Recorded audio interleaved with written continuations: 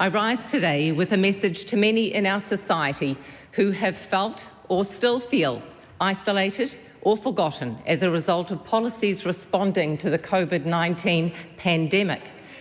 New Zealand First is excited about our commitment to an independent inquiry into COVID-19, which will be delivered as Phase 2 of Labour's Royal Commission of Inquiry into COVID-19 Lessons Learned. Now, this wasn't our first choice. Our leader, Mr Peters, detailed as such. We preferred to stop the current Royal Commission and replace it with an inquiry with a broader term of reference and commissioners that weren't compromised by their involvement in the previous government's administration. However, Phase 2 represents a genuine opportunity for forgotten New Zealanders to tell their story, and it will fulfil what we as a party campaigned on. There is a sigh of relief because finally we have timeframes, details and a clear line of sight for what has been a long road for many New Zealanders. New Zealanders who have felt shunned, ignored, gaslit, coerced, isolated and forgotten. New Zealanders being unable to participate in an inquiry where they can truly tell their stories. Now, within an expanded terms of reference, those stories can include vaccine mandates, vaccine efficacy and safety, the reporting and monitoring of adverse reactions to vaccines and vaccine approvals and procurement. New Zealand First knows that there are stories out there because we have spent the time to listen to them. We all have our personal experiences to draw on during these years. I certainly have mine. Now, this House must understand that there are still many Kiwis out there who are still hurting. We have walked with them, sat with them, and we are working to support their needs in this House. We first listened when the Right Honourable Winston Peters walked amongst the Parliament protesters on the lawn of this very House in February 2022.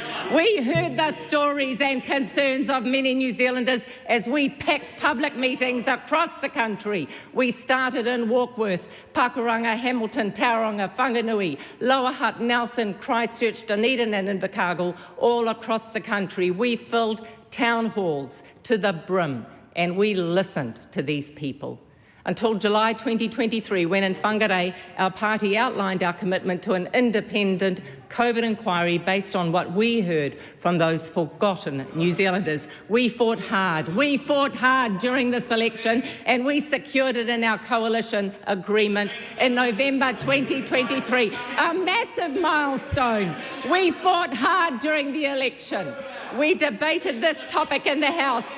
And surprisingly, my contribution, I was continuously heckled by the other side, just as I am now, Mr Speaker.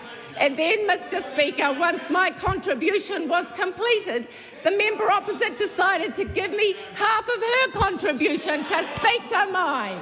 Mr Speaker, members opposite, they may not have wanted to hear what New Zealand First have to say, just like now. However, the public did, and our debate was subsequently well received. The gaslighting continues, doesn't it? Gaslighting, it's so 2021, we're over it.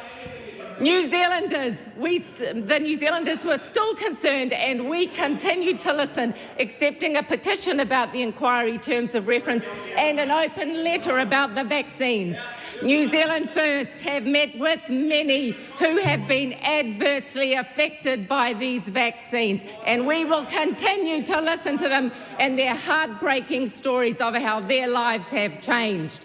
And this is what we will continue to do. Mr Speaker, Phase 2 of the inquiry will begin very shortly with hearings as early as November.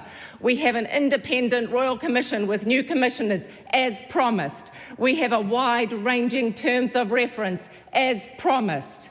And the inquiry will take a year as promised. And finally, a report will be delivered in early 2026.